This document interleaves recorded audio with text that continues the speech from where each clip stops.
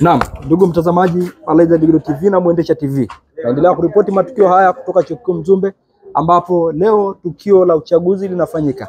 Nimebahatika kukutana na mgombea urais serikali ya wanafunzi Chuo Kikuu Mzumbe kwa mwaka 25-26.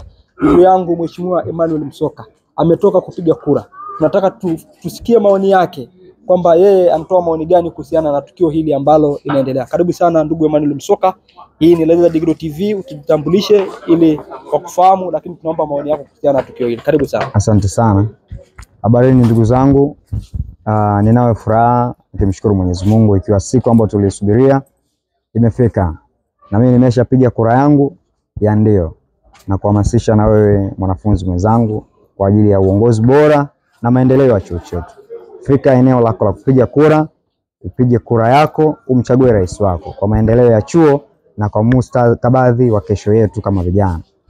Na wapongezeni wote mlioweza kujitokeza, na ninawaombeni nyinyi ambao bado hamjitokeza tufike ili tuweze kupata haki yetu ya msingi ya kuchagua kiongozi ambaye ni tunu na ni nguvu ya chuo chetu. Mwenyezi Mungu awabariki sana. Naam, ndugu mtazamaji wa Laizer Digital TV na Mwendesha TV. Sisi tunaendelea kuripoti matukio haya kutoka Chuo Kikuu Mzumbe.